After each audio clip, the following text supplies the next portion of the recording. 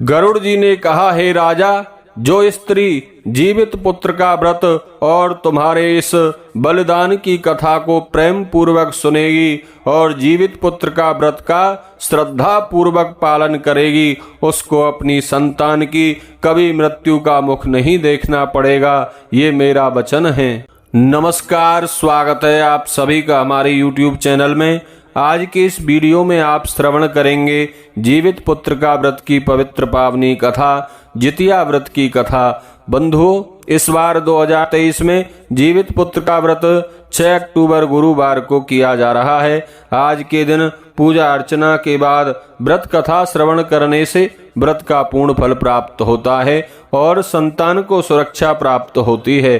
तो आइए श्रवण करते हैं जीवित पुत्र का व्रत की कथा। एक बार प्रेम से कहिए, बोलिए गणपति गजानन भगवान की जय, शंकर भगवान की जय, जीमुतवाहन भगवान की जय। गंधर्वों के राजा का नाम जीमुतवाहन था। वे बड़े उदार और परोपकारी थे। जीमुतवाहन के पिता ने वृद्ध अवस्था में वानप्रस्थ आश्रम में जाते समय उनको राज सिंहासन पर बिठाया, किंतु उनका मन राजपाठ में नहीं लगता था। वह राज्य का भार अपने भाइयों पर छोड़कर स्वयं वन में पिता की सेवा करने के लिए चले गए। वन में ही जीमुतवाहन को मलयवती नामक राजकन्या से उनकी भेंट हुई और दोनों में प्रेम प्रसंग हो गया। एक दिन जब वन में भ्रमण करते हुए जीमुतवाहन काफी आगे चले गए, तब उन्होंने एक वृद्धा को विलाप करते हुए देखा। पूछने पर वृद्धा ने रोते हुए बताया, मैं नागवंश की स्त्री हूँ, मुझे एक ही पुत्र है। पक्षीराज गरुड़ के कोप से मुक्ति दिलाने के लिए नागों ने यह व्यवस्था बनाई है कि वे गरुड़ को प्रतिदिन भक्षण हेतु एक युवा नाग सौंपते हैं। आज मेरे पुत्र शंखचूड़ की बलि का दिन है। आज मेरे पुत्र के जीवन पर संकट है और थोड़ी देर बाद ही मैं पुत्र विहीन हो जाऊंगी। एक स्त्री के लिए इससे बड़ा दुख और क्या हो सकता है कि उसके जीवित रहते हुए उसका पुत्र ना रहे। जीमुतवाहन को यह सुनकर बड़ा दुख हुआ। उन्होंने उस वृद्धा को आश्वस्त करते हुए कहा, डरो मत, मैं तुम्हारे पुत्र के प्राणों की रक्षा करूंगा। आज उसके स्थान पर स्वयं मैं अपने आप को उसके लाल कपड़े में ढककर बद्धशिला पर लेटूंगा, ताकि गरुड़ मुझे खा जाए पर तुम्हारा पुत्र बच जाए। इतना कहकर जीमुतवाहन ने शंखचूड़ के हाथ से लाल कपड़ा ले लिया और वे उसे अपने शरीर पर लपेटकर गरुड़ को बलि देने के लिए चुनी गई बद्धशिला पर लेट गए। नियमित समय पर गरुड़ बड़े वेग से आए और वे लाल कपड़े में ढके जीमुतवाहन को पंजे में दबाकर पहाड़ के शिखर पर जाकर बैठ गए। गरुड़ ने अपनी कठोर चोंच का प्रहार किया और जीमुतवाहन के शरीर से मांस का एक बड़ा हिस्सा नोच लिया। इसकी पीड़ा से जीमुतवाहन की आंखों से आंसू बह निकले और वह दर्द से कराहने लगे।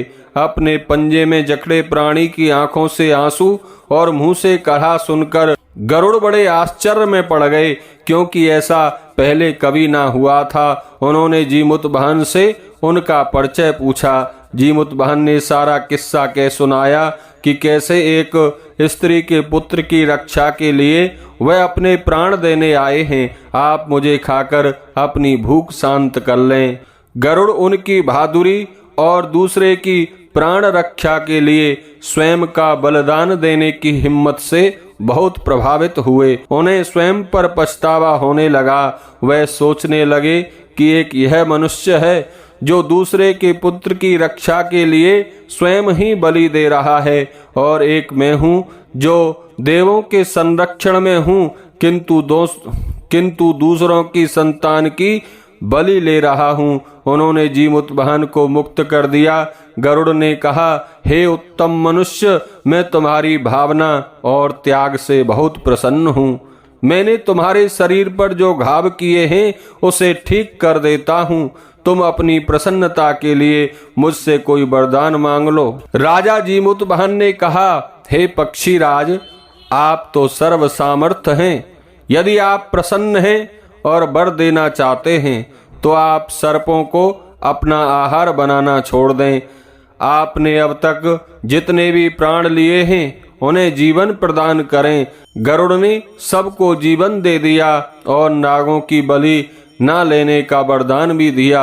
इस प्रकार जीमूत वाहन के साहस से नाग जाति की रक्षा हुई। गरुड़ ने कहा, तुम्हारी जैसी इच्छा है वैसा ही होगा। हे राजा, जो स्त्री तुम्हारे इस बलिदान की कथा को सुनेगी और विधि पूर्वक जीवित पुत्र का व्रत का पालन करेगी, उसकी संतान की कभी मृत्यु नहीं होगी। तब से ही पुत्र संतान की रक्षा हेतु जीमूत वाहन की पूजा की प्रथा शुरू हो गई। यह कथा कैलाश पर्वत पर भगवान शंकर ने माता पार्वती को सुनाई थी। जीवित पुत्र का के दिन भगवान श्री गणेश, माता पार्वती और शिव जी की पूजा एवं ध्यान के बाद जीवित पुत्र का व्रत कथा सुननी चाहिए। बोलिए शंकर भगवान की जय, पार्वती माता की जय।